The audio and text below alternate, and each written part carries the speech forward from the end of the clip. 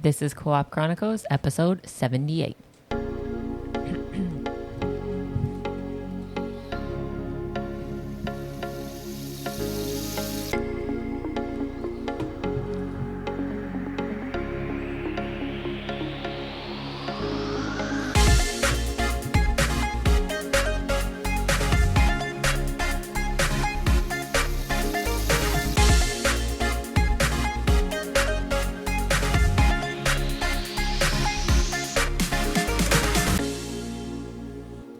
Welcome back to Co-op Chronicles. This is episode 78. As always, I am pint-sized Geisha, and I have Blacklabel. Hello. And Azzilee. Hello. And today's episode is about The Covina Christmas Massacre, the Santa suit killer. Christmas Massacre. And Yummy Boy is all over Azzilee's feet again. He Look must at be him. so stinky. I just came home from... I don't even From think work. it's that. It's just every time you come here, he's just like obsessed with your feet. Look at him. All right. Well, how you guys doing? Good. Good. Yeah. Awesome. Yeah. All righty. Nothing new. Nothing new? Nothing new. All right. I mean, that's good. Yeah. Yeah, no PSA. Not that I can think of. Okay. I think I did a PSA because we recorded on a Tuesday, so my PSA was on Tuesday. True. Yeah, so we're going to be talking about the Covina Massacre. It's Christmas season, so we It's talk about murder. Yeah. So Just kidding. if you guys don't want to listen about murder, go ahead and skip this one, you know. But let's get into it. Where's it at? Okay, here we go. So Christmas Eve is supposed to be the safest night of the year, basically. It's warm, predictable, comforting. Even if your family is a little chaotic sometimes, like ours, got a lot of kids playing around, adults are just chilling, drinking, eating some food, playing board games. But on this December 24th, 2008, in a quiet Covina, California area, a family opened their door to a Santa Claus and stepped straight into one of the darkest Christmas Eve tragedies ever recorded. So the Ortega family was big, loud, very close-knit, classic big Mexican-American family. Almost 25 people were gathered in the house that night. Aunties, uncles, cousins, grandkids. The whole family tree was there, basically. Food everywhere, music, laughter, kids running around. This wasn't a small gathering, obviously, with that many people. It was a full Christmas experience of 25 people just having fun, living their life. And just before 11:30 p.m., there was a knock at the door. Witnesses said kids ran towards shouting, "Hey, it's Santa. Santa Claus is here." They were excited. They thought someone hired a Santa as a fun Christmas surprise. But the man at the door wasn't there for cheer. He was Bruce Jeffrey Pardo, the ex-husband of one of the Ortega daughters. Hey, he was very angry. He was a bitter man, going down that anger spiral path of, bad financial status. He was just going through tough times. He had spent months planning exactly what he was about to do. Inside his gift wrap boxes, they weren't toys. They weren't clothes. They weren't presents. It was a homemade flamethrower, 2 9mm handguns. Yeah, so he didn't really come there to visit. He came there. Yeah, he came there to kill. Oh my goodness. Yeah. So the front door opened, and for a split second, everything looked normal. A man in a Santa suit, holding a big wrapped present, smiling. But before anyone could say anything, he raised the first handgun and fired. People were hit instantly. Others dropped to the floor. Chaos exploded inside the living room, and kids were screaming. Adults grabbed whoever they could and ran towards the kitchen, the hallway, anywhere that he wasn't. The attack lasted seconds, basically. But what happened next was even worse. So when he set down the presents, he opened it, and he pulled out the flamethrower. He built this thing in his garage. Oh goodness. Yeah. So he basically sprayed the entire room with gasoline and a flammable chemical mixture meant to ignite instantly. So within seconds, the house was on fire. And it wasn't just burning, like the house was melting. Yeah. The flames were so intense that investigators later said that parts of the home actually liquefied. So imagine that for a moment. You know, Christmas lights are hanging on the walls. Mm-hmm. The entire house is just melting around you. Mm-hmm. Geisha, Yeah. let me ask you something. Yeah. All right, can you even imagine being in the middle of a Christmas party with your whole family and something dramatic and chaotic like that happens? No, I can't. That's insane. It's terrifying. This person is insane. Yeah. Like, oh my goodness. And you know that kids are there too? Mm-hmm. Jeez. Yeah. Yeah, that's what. Yeah, so Azzilee, imagine being a kid in that house. Yeah. You know? Dude, I know. Why did he? Running- I get being mad at the ex-wife, but like, Yeah. the whole family. Yeah, the kids just running towards you like, oh, it's Santa Claus. I don't Yeah. get the animosity. Yeah, I don't I understand don't understand it either. Yeah, it wasn't random. It wasn't chaos. This dude actually planned everything. Mm-hmm. The disguise, created a flamethrower, the timing, the weapons, the escape. Yeah, the moment. Yeah, it was rough. No wonder she divorced him. Yeah, yeah. Imagine he's just in his garage building this thing like for weeks. You psycho. Yeah, if you guys have any questions, feel free to jump in the middle and interrupt me, ladies. For sure. So a little backstory on who this guy is, okay? Bruce Jeffrey Pardo. He was 45 years old. He worked as an engineer. He was educated. He had friends who described him as quiet but normal. And to me, when I hear quiet but normal, that's kind of sketchy in the first place. Anybody that's... Red flag. Yeah. That's a red flag. He had a clean record, no history of violence, just a guy going through life, you know? There was obviously cracks in his story. They weren't deep cracks, but he just had a few things. He went through the divorce with Sylvia Ortega, one of the daughters. Yeah, so it wasn't just emotional. It was like expensive. It kind of humiliated him, full of accusations on both sides during this divorce. So it was rough. And obviously, with divorce, lawyers, money problems start stacking up. He lost his job. He was forced to pay spousal support, and he didn't want to pay it. He was angry. He was embarrassed. And for some people that don't know what spousal support is, it's when you get a divorce, you have to pay her. Yeah, you got to pay your ex Yeah, money. your ex money monthly. Yep. Because they can't It's like live. alimony. Yeah, it's kind of weird. Yeah. One of my coworkers explained it to me because he had to do it. And he talked about how rough it was. Only certain states, though, because like, okay, everybody knows I've been married once already. I'm divorced. In Alaska, they don't allow it. They don't allow alimony or spousal support. Oh, really? So I think it's state by state. Yeah. Yeah, so to Bruce, the Ortega family wasn't just his ex-wife's relatives. They became a symbol of everything that he lost. So because of her, you know, this is him. This is his revenge on her. So everything he did was planned, as I said, every detail, every step, months in advance. He bought the Santa suit. He built the flamethrower. He purchased the handguns. Question. Yes. Does he have a kid with this lady? Not that I read. Okay. Yeah, because it was just spousal support from what I read. Okay. Yeah. Just making sure. Yeah. Because if he gunned down his own kid, I'd be like, whoa. Yeah, I don't Yeah. think he had a kid with her. Yeah, okay. Yeah. He drove a rental car to avoid being recognized.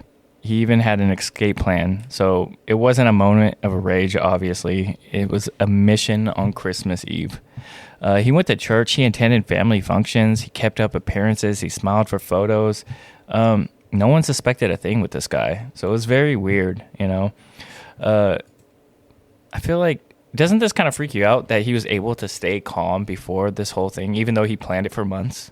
Yeah. Like kept up the charade of, I'm a normal guy. He went to work. He I went don't to think church. it's odd. I No? think a lot of crazy psychos Yeah. are the exact same way. They're like very methodical in their That's true.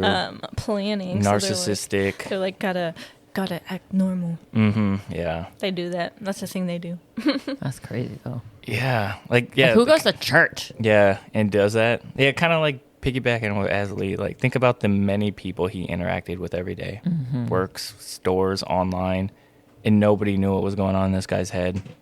That's why it's crazy to me. Like, I mean, there's probably countless of people out there I think. like that. Yeah, I think people have intrusive thoughts, but Normal, good He people let it don't get- don't give in to their intrusive thoughts. He let the inside thoughts out. Yeah. He let his demons out. Yeah. He did. You got to keep those in check. Do you think that like people underestimate how dangerous like the quiet resentment can be? Yeah. Like when it actually builds up for years. 100%. Yeah. for sure. Because I just mean, imagine yeah. like people who get burned every day and they just like let it fester on the inside. I'd be upset. Yeah. I vent. That's why I call people to vent. He probably didn't have anyone to vent to. Mm-hmm. Yeah. Hence why he's probably crazy. Yeah. So on to the next. So as I was saying, he was planning this thing for months, like very, very quiet preparation in a way. You know, most acts of violence they kind of happen in the heat of the moment. If you guys watch or research or just look at any documentary, they always talk about most of the things are in the heat of a moment. You know, when they fight, argue, something happens and somebody snaps. What do they call it on CSI? A crime of opportunity. Yeah. Yeah. So, okay. Thanks. I'm just saying that's what they call it on CSI when it just happens. It's a crime of opportunity. You have an opportunity and you did it. Yeah. But yeah, with the Covina Christmas Massacre, it wasn't something sudden. You know, Right. There's like, no snap. There was no moment of impulse. Right. What is the difference between murder 1 and murder 2? One is planned and one isn't planned. You guys are the experts on that crazy stuff. I think know. it's 2 that's not planned. What? I'm gonna Google. I'm gonna get. You're gonna. Yeah, I'm gonna Google what's the difference in murder. Yeah. Yeah. Oh, so he to answer your question earlier about the daughter thing, Sylvia Ortega, that she had a daughter from a previous relationship, so it wasn't his. Okay, he just and he didn't was care then. apparently close to his stepdaughter too, and she was only 5 years old. Oh, my goodness. God. Yeah. I hope that she made it. Okay, murder 1 is where it's planned. Murder 2 is when it's not planned. Yeah. So this is 1. Yeah, it's kind of crazy. So, as I was saying, he spent months turning anger into calculation, turning bitterness into blueprints, and turning resentment into weapons. So this wasn't chaos again. This was engineered. A man using his skills that he has to destroy, this family. So investigators discovered that Bruce began planning the attack long before Christmas, long before the divorce was finalized.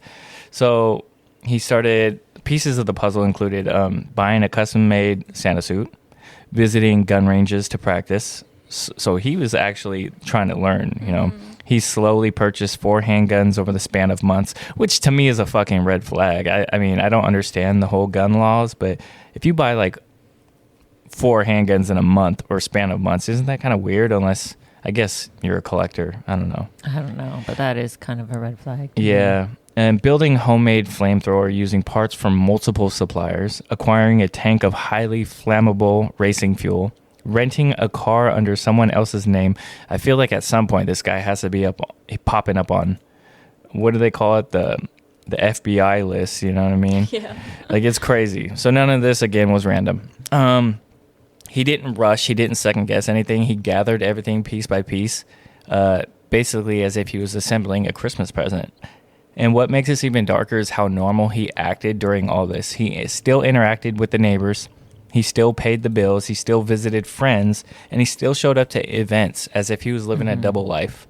An ordinary man outside, a mass attacker on the inside. I feel like, I don't know, doesn't this kind of disturb you how someone could stay so calm while they're planning this? Yes. I mean, and this sort of violence, like, that's kind of, I don't know. Some people just lack empathy. That's Yeah. true. Or I mean, conscious. I feel like that's the Yeah. only person that could do something like this. Yeah. He probably was just so distraught that he was like, I lost everything already. Doesn't matter. Yeah, I don't care what happens to me. But he still paid his bills. But if I Yeah. didn't care, I'd be like, fuck your bills. I mean, he didn't care at the end because he still murdered a bunch of people. Yeah. Well, I'm saying, like, if he didn't care about his life, his own life, Yeah. Well, it's all part of the act, Yeah, that's Play true. that normalcy of real life and then go and commit an act of murder. Yeah, so this level of commitment obviously was a mission. It wasn't like a crime. Like, this guy, it was a big deal. He didn't want to scare them. He wanted to just wipe out the whole Ortega family. So again, he put on the Santa suit, not as a disguise, but a final piece of his performance in a way. And everything he needed was finished, tested, and ready by Christmas Eve. Like, everything was good to go. So that night he chose intentionally, the night he knew the entire family would be together. And so that was the night he was going to erase them all. So the hours before the tragedy are always like the hardest to look at, because everything always feels normal until it's not. So the people are cooking, the kids are playing, the lights are on, music is going on, everybody's dancing. Life is lifing. It's happening, you know? And no one realizes that they're living their final quiet moments before everything is gone. So again, December 24th, 2008, a normal Christmas Eve, a normal Christmas Eve, a family gathering, laughter, food, joy, warmth, kids playing, tradition, all the good things that make holidays feel safe. Meanwhile, a few miles away, Bruce Pardo was putting on the Santa suit for the last time for murder. Christmas Eve at the Ortega house was always huge. If you were a family, you showed up. If you were extended family, you showed up. If you were someone that was dating somebody or a friend or a neighbor, you showed up. Like, that was the type of holiday it was. Bunch of food, dancing, noise, presents. Adults were talking, joking, catching up. Kids were running around the house playing with new toys. And people were taking photos, pouring drinks, and just telling stories. There was no tension, babe. None at all. No fear. Happy. Yeah. No fear, nothing. It was Christmas. And Christmas is coming up, everybody. Yep, Christmas is coming up. So again, as the family was settling in for the night, you know, Bruce was alone, dressing up while everybody's having fun. He put on his red pants, you know, the jacket, the gloves, the Santa suit. Yeah, the boots, the mask, the beard, everything. He was Santa. He filled his pockets of Santa suit, or of his Santa suit, not with candy, but with ammunition. He strapped a belt containing over $17,000 in cash, folded and hidden just in case he needed it while he was escaping. So he had a lot of money ready. He's on his way to... Well, this is in California, right? Yep, Covina. Maybe he was trying to go to Mexico afterwards. He placed 2 handguns in holsters under his coat. Then he lifted up the massive gift wrap present again, the flamethrower. Neighbors saw him leaving his house that night and thought nothing of it. They're like, oh, he's wearing his Santa suit. He's going to go celebrate and do something good for the kids, you know? Yeah. It's adorable. It's wholesome. You know, it's normal. So he drove the rental car slowly, calmly towards Covina, towards the Ortega house. No rage, no panic, no hesitation. He was just locked in. Yeah, I don't know, man. That level of normalcy makes this even more disturbing because when he knocked on that door, Bruce blended into the holiday spirit so perfectly that nobody saw him coming. And so this is where we talk about the final hours of the Ortega family. Yeah. I don't understand how... Because I'm coming from a sane mind. I don't get how people just decide one day, like, I'm going to murder an entire family. Yeah. How does that happen? Like, how far gone are you mentally already to, like, just snap like that? Yeah. It's like almost like as if you have nothing to go back to. I need to watch documentaries on like the psyche of people do this stuff. Yeah, why killers just snap. Do you think that the fact that it was Christmas made everybody drop their guards? Maybe. Probably. Like if it was Santa, because like, you know, there's a fucking Santa Claus coming to your house. What year was this again? 2008. I mean, it was not in a time where people were so... Crazy. No, like, they were so adamant about their security. So maybe the family was just like, somebody else got this. Yeah, one guy. of the adults probably did this. If it was nowadays, like, imagine Like, if it who came are to your you? guys' house. You'd be like, whoa, I'd be like, who the hell are you? Don't open that door. Yeah, we don't know this guy. We didn't. Why is there a Santa Claus standing at our door? Yeah. So I'll of probably, the times, yes, and because it was the holiday spirit. Yeah, I'd probably be like on the ring. Who are you? Yeah. I don't know who Before you are. you even unlock the door, you'd be like, babe, Yeah. is this you? She'd probably be like, "Hey, who's this guy on the ring? Why is there a Santa? I don't know. Yeah. Don't open the door. He looking a little crazy." Yeah. We're a little paranoid though. Yeah. Yeah. So yes, probably all of the above. yeah, for sure. So there's a moment in every tragedy where normal life collapses, where everything shifts from being calm to like your brain doesn't know how to react or can't keep up to the chaos, where your reality changes before you realize what's happening. So for the Ortega family, that moment was instant as soon as they opened that front door. So just before 11:30 p.m., the Ortega home was buzzing again. Like I said, music was pumping. They're having a great time. Yeah. So the knock came at the door. Nobody thought twice, you know. They're like, "Oh my God, it's Santa Claus." The excitement was spreading. Like the joy was there. The joy was joying that Christmas was Christmasing. And, you know, it should have been a wholesome moment, a beautiful memory for the kids. Instead, it became the beginning of the Covina Massacre. So the door swung open. At first glance, it really did look like Santa Claus arrived late for all the kids with surprises. But again, Bruce Pardo stood there with the beard, everything, the whole suit. Within seconds, the energy of the room shifted. Witnesses said his expression wasn't warm or playful. It wasn't waving or laughing or acting like Santa Claus. He was just cold, focused, and still. Then he lifted up his right hand. He started shooting. A child was hit almost immediately. Adults screamed. Oh, People started ducking. The chaos exploded inside the Ortega living room. Bruce walked inside the house. He fired. He wasn't rushing. He wasn't stumbling. He was just moving constantly with purpose. More shots, more screams, glass shattering, furniture knocked over. People just trampled over everything they could as they were protecting the kids. Mm-hmm. One witness stated that it sounded like balloons popping when everyone was bleeding. But then everyone was bleeding, sorry. It wasn't confusion. This wasn't random. Bruce knew exactly who he was aiming for. Could you imagine... I guess being in a room where your whole family is there and just kids are excited and then just bop, bop, bop, bop. Yeah, that's crazy. Yeah, just imagine what, like, the adults... I mean, kids are obviously terrified, but, like, what's going through the adults' mind? Like, your first reaction should be, like, save the kids. But also, self-preservation is, like, you have to fight against it to, like, save the children. Yeah, that's, like, the hardest thing as like, an adult or a parent or somebody with a kid in their life. Yeah. Like, you can't think about yourself. You always have to think about, did the kids eat today? Oh, my God, are the kids sick? What are they going to wear? Did we get them there on time? It's when you're an adult, you're taking care of somebody else. Like, that's, like, the roughest situation for everybody, because kids are just going to be running around, you know, because they're panicking. Mm-hmm. And they don't know how to, like, do things. So, and then there's just chaos. And then adults trying to, like, round up kids, but then he's shooting. Yep. It's crazy. Sounds like a so terrible time. I mentioned it before, the big gift-wrapped package. So this is when he pulls out the flamethrower, okay? Constructed from metal pipes, regulators, hoses, and a massive canister of accelerant. Investigators later confirmed that it was, again, flammable racing fuel. I don't know how you get racing fuel, but it wasn't regular gasoline. It spreads really quick and it sticks to surfaces, apparently, including skin, clothing, everything. It just melts everything. So Bruce built this thing in his garage, tested it, refined it, rehearsed using it.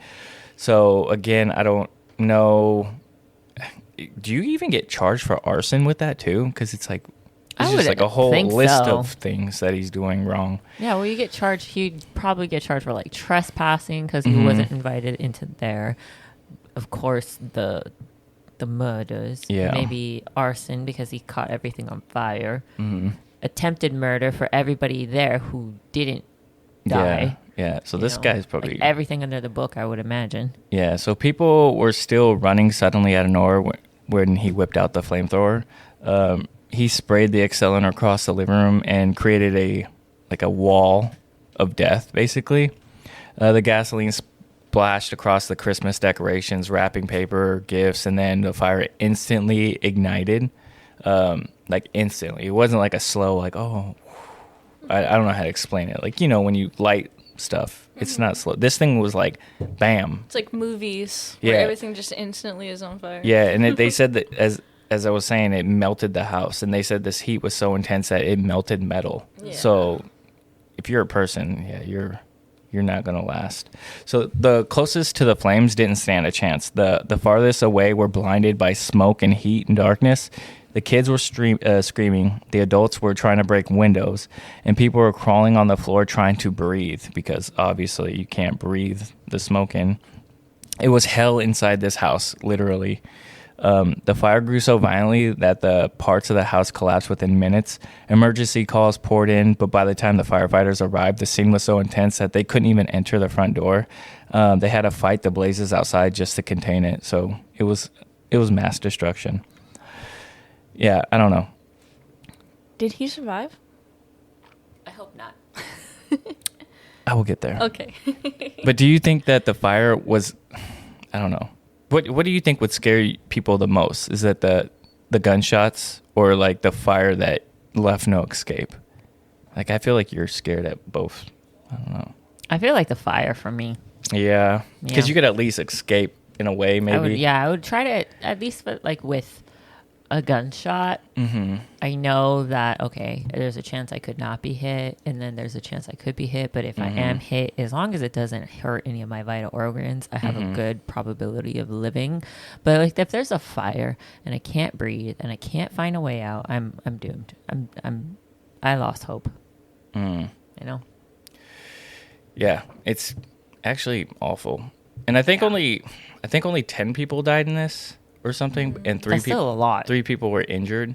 I don't think he survived, but well, like I said, we'll get into that. Okay, I'll be surprised. More than 3 is a serial killer. I'm just saying. Well, according to CSI. Isn't that separate things though? You can't say like. Oh, that's true. I don't know. Like, yeah, you can't say, oh, you did a mass this, so you're that. I don't know. Yeah, I don't know. So the Ortega family thing, it had 25 people that night. That's half. Yeah, it's almost half. Yeah. Wow. One of the most heartbreaking survival stories that came from an 8-year-old. So, and this was the 8-year-old that opened the door to Santa. Oh. So she was shot in the face. Very awful injury. 8 years old. 8 years old. Younger than our youngest. Yeah. But she survived. Like, she fell to the floor instantly, and adults pulled her away from the flames. Other survivors escaped through the broken windows, crawling on their hands and knees to stay alive under the smoke. A few people ran out in the back through yards and fences, barefoot, burned. They were trying to survive because the farther they were from the flames, obviously, the better they are. One man escaped by smashing a window and climbing out, even while suffering burns and mass cuts over his body. Another survivor told investigators that she could feel the fire behind her as she crawled. The heat was so intense that her hair was singed from just proximity of the fire, not even being in the fire. Everyone inside was fighting to breathe, fighting to move, fighting to stay conscious, and basically fighting to save the kids, So it was a battle just to make it through the next 5 seconds. Bringing up the kid thing. Can you imagine the heartache, or imagine trying to save a kid while this happens, or seeing a little kid just get hurt like that? It's devastating. It's devastating.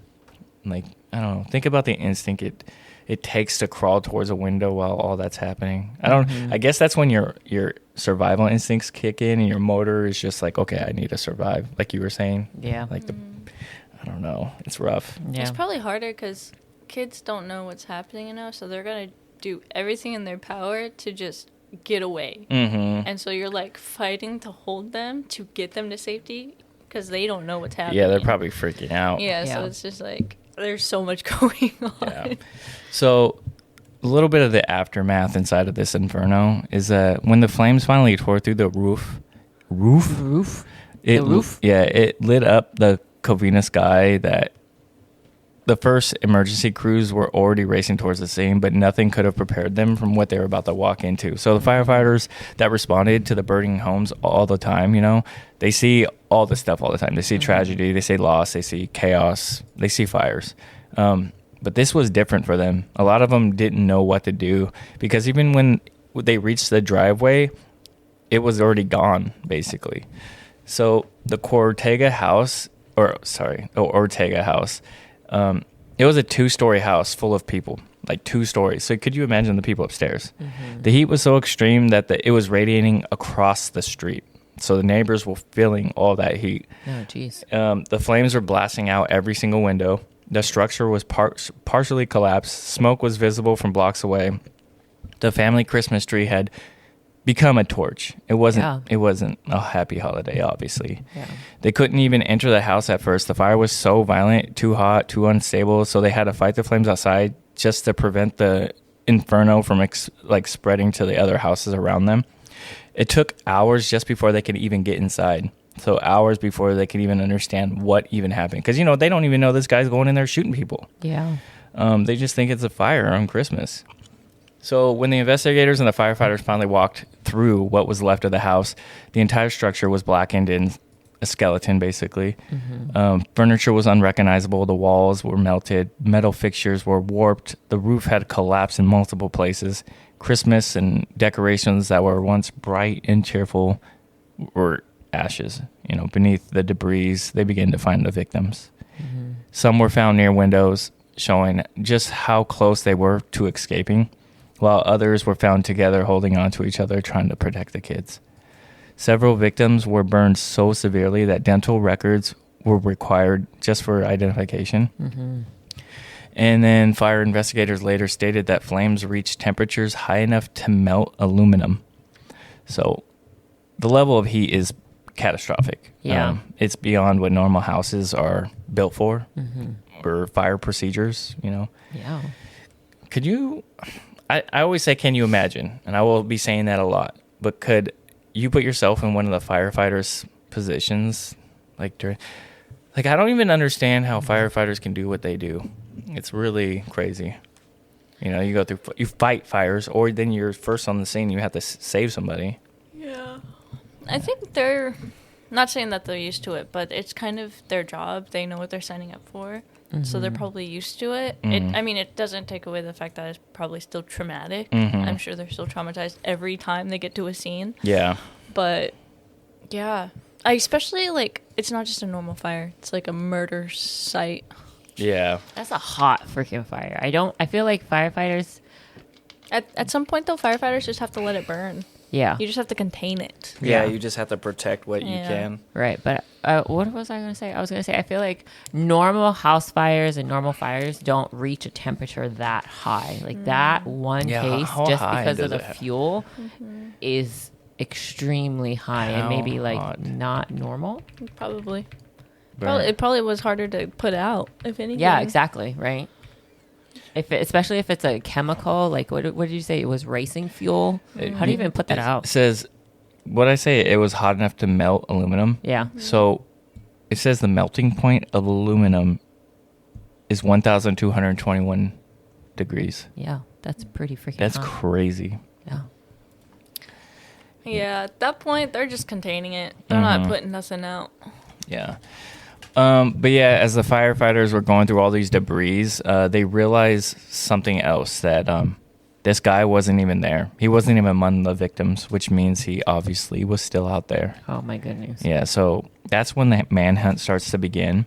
The moment that firefighters confirmed Bruce Pardo wasn't inside the Ortega house, the entire tone kind of changed that night. It was obviously a tragedy, but now there was an active threat. So a man in a Santa suit had massacred a family, set a whole house on fire, and then vanished in the night. So police just knew that Bruce wasn't dead. He was still armed. He was obviously dangerous, and he might not be done. For all you know, or for all they knew, is that he's on the hunt for other people or other members of the family. Mm-hmm. So the attacker was positively identified as Bruce Jeffrey Pardo. He fled the scene in a rented Dodge Caliber.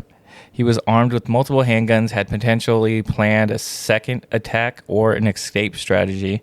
He was trained as an engineer, meaning he knew how to build devices and weapons and stuff like that. And he was deeply motivated with revenge.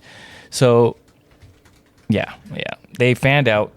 Well, if he was an engineer, he probably had the resources to get that fuel. Mm-hmm. I thought he was just like a random person. Yeah, that makes more sense, actually, when you think about that and when you bring that up. He probably maybe has access to buildings or something that have use of it. Yeah, so the police fanned out across Covina and neighborhood cities. Sylmar and Glendale, all possible locations tied to him.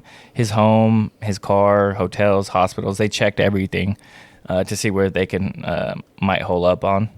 But while officers raced around the county, they discovered something even more disturbing, that the flames caused by Bruce Santa's suit partially melted into his skin as he fled, meaning he was hurt. Like, so he was obviously suffering. So maybe he's at a hospital or something like that. So they found his rental car that night abandoned and still smoldering inside. Like, so that's how they knew his suit was melted. Since inside of the car was remnants of the Santa suit melted into the seats, along with ammunition that had exploded from the heat. So he was likely really hurt. Yeah. So it showed Bruce had tried to ignite the entire car, likely to destroy his gear and cover his checks. So police had two urgent questions now, like, where is this guy and what is he planning next? Yeah. So they began contacting his family, his older brother, his mom, his ex-in-laws, anyone he had reason to target.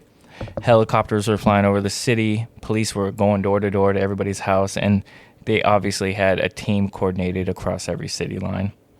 So this wasn't a crazy passive search. This was a scramble to just prevent the next attack. Mm-hmm. He had multiple addresses written down, which is hard. Yeah.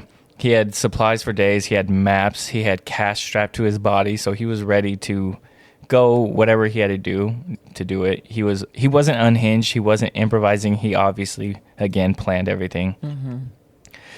So I don't know. I feel like this makes it a little scarier knowing that he obviously planned this, but he obviously had like a post plan or post escape attack plan. Right. Like he knew he was going to exceed. Yeah. I don't know. It's just kind of terrifying in a way. Mm-hmm. But the manhunt lasted hours. Leads kept shifting. Every officer knew that they were racing against time against somebody who already shown he was crazy and wanted to kill people. So the final stop when it came to Bruce's escape and his end. So after hours of searching through burned out debris, abandoned cars, and conflicting leads, investigators finally found a clue that would end the manhunt. So a silent house and a car parked outside. A man inside who wasn't answering the door. It wasn't the ending anyone expected, but it was the ending of Bruce Pardo. He unalived himself. And it brought a chilling close one to the most violent holidays tragedies in California history. So police eventually traced Bruce to, I don't know if I'm pronouncing this right, Sylmar, California, mm-hmm. at the home of his brother, Brad Pardo. So Brad wasn't even home that night, but Bruce was. Detectives discovered that after leaving the burning Ortega house, Bruce drove more than 25 miles north through the valley. By that point, his Santa suit had already melted into his skin, causing severe third-degree burns, and he was very, very injured. He was seriously injured, losing blood, losing mobility, and likely sleeping into, I guess, shock, if that's happening to you. Yeah, your body can go in shock. Yeah. Mm-hmm. So the rented Dodge Caliber he used to flee the scene was found at an abandoned on the street. Inside of this car mm-hmm. was the melted Santa suit, mm-hmm. hundreds of rounds of ammunition, traces of the same accelerant used in the fire, and evidence of an attempt to ignite the car to destroy the evidence. Mm-hmm. So when the police entered the Sylmar house, they found Bruce lying on the couch, already deceased, with a self-inflicted gunshot wound. Fucking called it. Next to him was one of the same handguns he used inside the Ortega house. He still had 17,000 strapped to his body, so he never got the chance to use it. I think that his whole plan kind of fell apart when the burns from the flamethrower, like, kind of backlash. Got him. Infused to his body with the Santa suit and all that stuff. His injuries were way too severe, and they said that he would likely not even last a few more hours before they found him. Mm-hmm.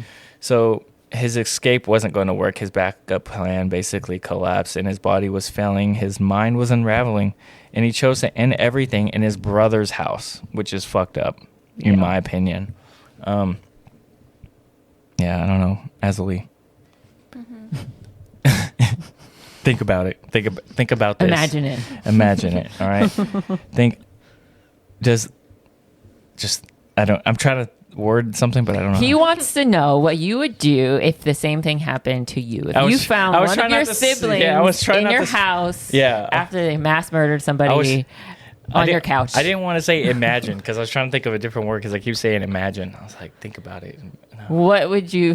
I like to believe myself an upstanding citizen, but I would probably murder someone. I could murder someone.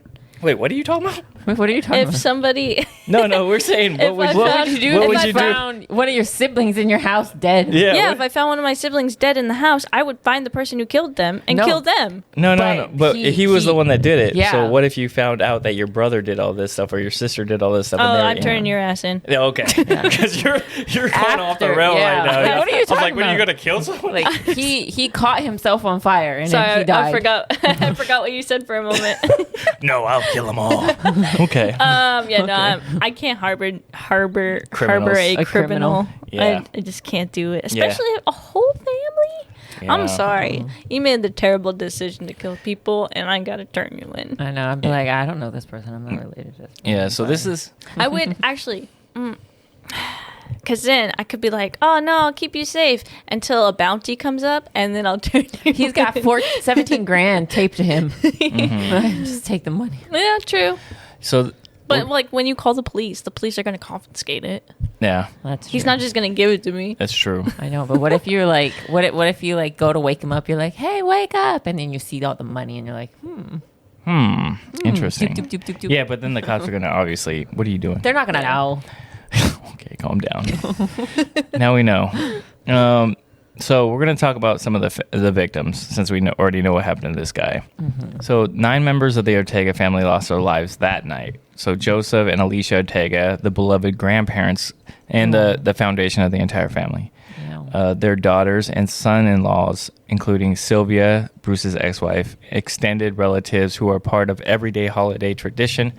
And these people were like people that obviously held jobs. They raised kids. They volunteered for stuff. They were well known. They were celebrated. They told jokes, gave hugs, and a lot of people just liked being around them. They were all about love and family. Mm-hmm.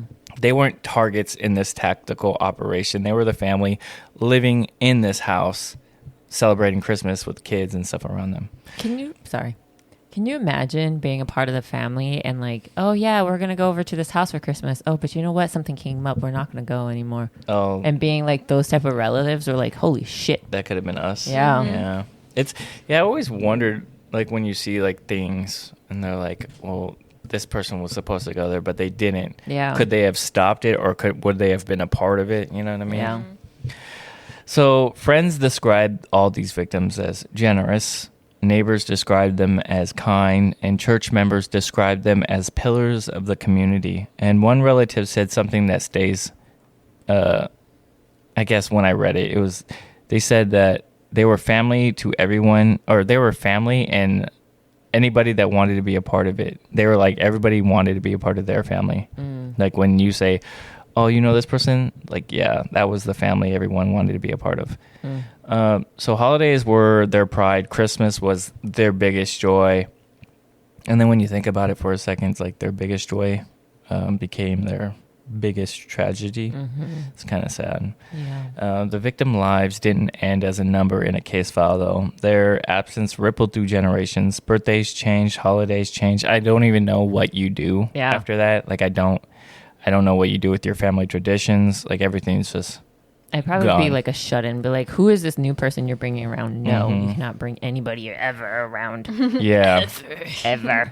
Like, we're not having any people come over to my house ever again. Mm-hmm. The kids who survived grew up without people who should, or they grew up without the people that should have been there and watched them grow, and their friends that they spent Christmas every year with, And the community lost 9 people who made their city brighter. Remembering them is the most important part of telling this story. Mm-hmm. It's the reminder that tragedy didn't happen because of who they were, but it's the world that we live in. Yeah. So it's kind of devastating when you think about it. Yeah. It's very devastating. Do you think, as we were talking about, how do you recover from that? Do you think communities can fully recover, or no? Probably never, huh? I feel like the community could, like, I hate to say it, but I feel like the community might, after a certain time and after certain generations, it might be lost, right? Mm-hmm. The story, over but time. over time. However, I don't think the family will hold on to this forever. Yeah, the family will pass it down and pass it down and pass it down to generations and generations and generations, like a stain on the bloodline. Well, I mean, we know about this. That's true. And it's years later. That's true. I guess it just depends on the severity of the incident. Mm-hmm. Yeah. Because if it was just like a normal arson and a couple people passed, it wouldn't be that big or well known. Mm-hmm. But because it was such a devastating event, that's why it's like so well known. Yeah. So we're going to talk about the psychology of behind the attack. So like why he did it.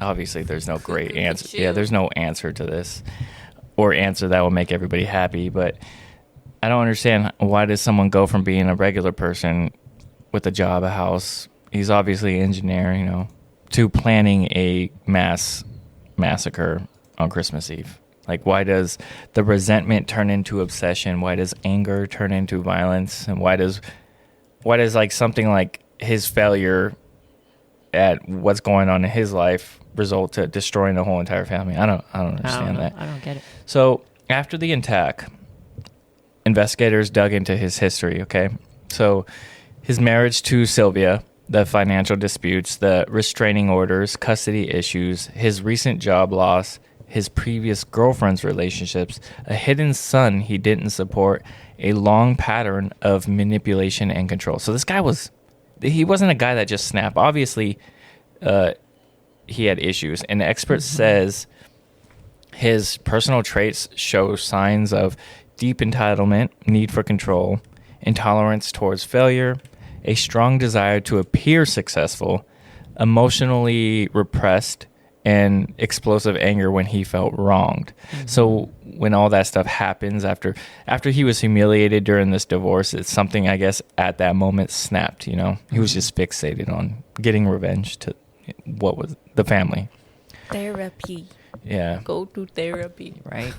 And so the psychologist said that he showed classic signs of what they call narcissistic injury.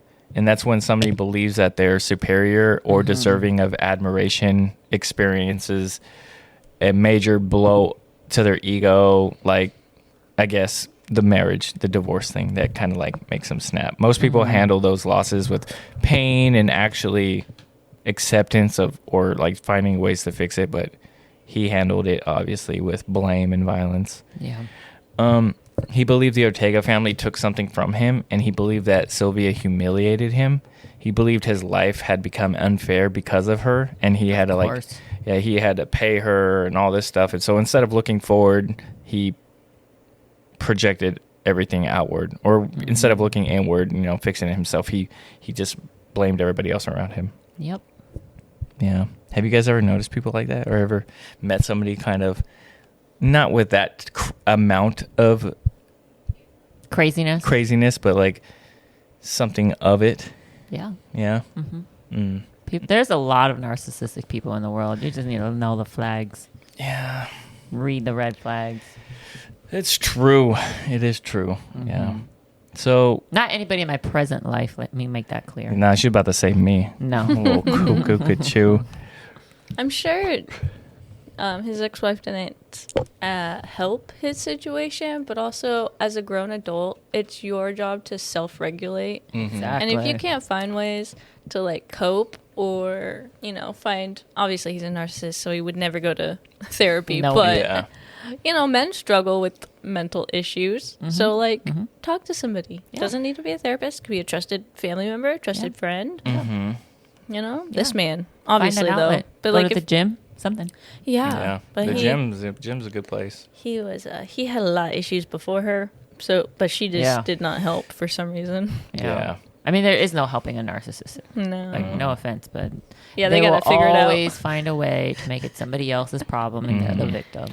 So for the community, for weeks, Covina the city itself was in grief. News vans lined the streets. Candles were burned outside the charred remains of the house. Photos and stuffed animals were piled up on the sidewalk, and people spoke softly like the whole neighborhood was in a state of shock. But even though the sadness, something powerful happened. People came together in ways that remind you why communities really matter. Volunteers donated clothes, money, groceries, and gift cards for the surviving children. Local businesses put up signs honoring the Ortegas. Schools held moments of silence. Churches opened the doors all hours for this. And one person from the community said, it felt like everyone in Covina lost a family member that night. And honestly, that's what it was. Because, again, the Ortegas were a fabric of the community. They created, like, a big part of the community. He looks like a psycho. Yeah. The city didn't move on quickly. This tragedy became part of Covina's history, as I mentioned before. And it's a reminder of how deeply people cared for this family. And obviously the healing doesn't happen in days or weeks or months. It helped when people started showing up and began with connections, just small acts of comfort. And that's, I guess, how all healing always begins, you know. So I'm going to wrap it up in this part, and we talk about the Christmas tragedy and what we carry forward. So every time we talk about some crazy stuff, or every episode we do eventually reaches the point of what happens, or the history stops being about details or timelines or the evidence, and it becomes about the meaning of what really happened. And obviously what really happened was a terrible tragedy. Because when something this horrific happens on a holiday built on joy, it changes the way people look at a season forever. And to be honest, there's a ton of horrible Christmas things that I read up on. This is just one of them. So Christmas Eve 2008 will always carry weight of what happened in the Covina. It also holds something just as important, that the love that the family shared for each other and the strength of that community, and the reminder that tragedy doesn't erase the goodness that came before it. So, I mean, obviously you always talk about the suspects. You never really talk about the victims. And this final segment isn't about that shitty Bruce guy. It's about what we can learn from the Ortega family and what we carry forward when we close the book on this case.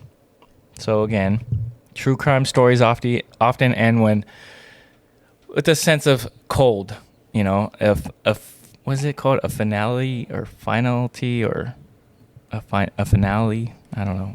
It always ends like that. True crimes, true crimes often end with like a cold finale. You know, it's always like the killer's dead, the investigation is closed, we move on.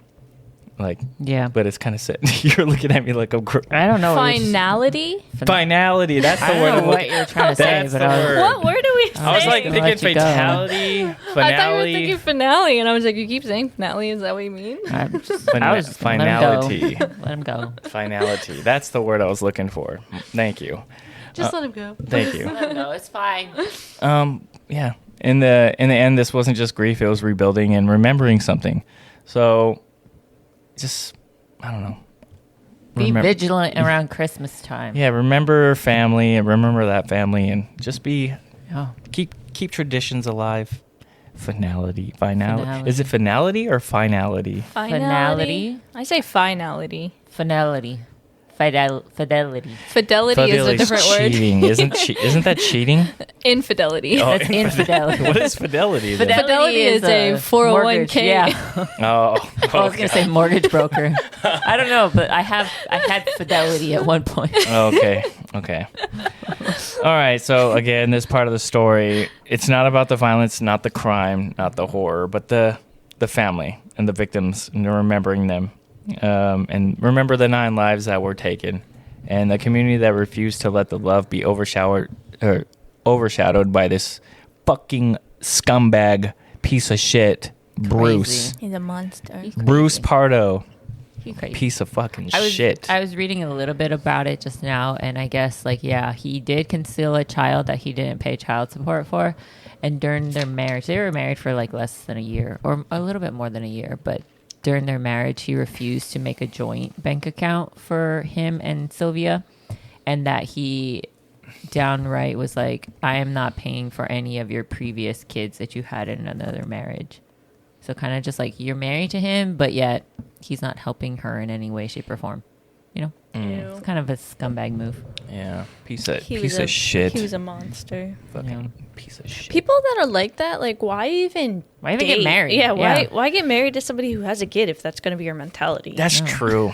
Like, were you so desperate that you were like, she's the only one who's giving me attention, I need to hold her down? Yeah, but I'm not going to help you with your kids. Yeah. Like, I feel like as soon narcissism. Yeah, exactly. It's not his fault. It's her fault for having kids. He's like, why'd she have kids with some man that wasn't me? Yeah, probably. Weird, man. But yeah, that's all I got, man. Do you guys have any takeaways from this case, or? That was sad. That was sadder than I anticipated. Yeah.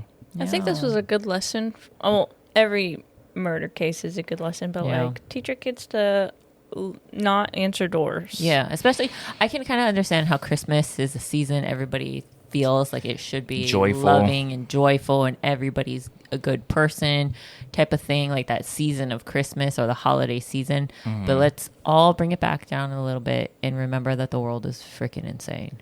And there are insane people. And be vigilant. I feel like the holiday season actually encourages people to be more hostile. It does seem like that. I feel like it encourages people to be more happy and loving. Because the people who aren't happy and loving, it like increases their agitation. Because they're missing. Yeah, you see all these people with happy families. Yeah, I don't have that. And you have gifts, and they have like everything that they want, and then you're just like lonely and miserable, and you don't have anything that you want. You have so much debt and you're crying every day. Yeah. So just be vigilant. For all the happy people, be vigilant about the unhappy people. Yeah.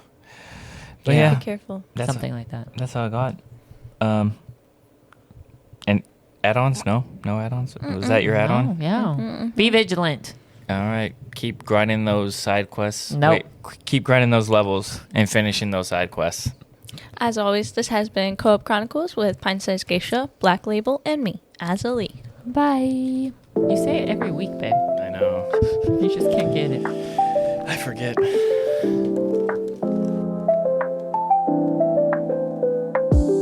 We gather round the mic, tales of knights and dice,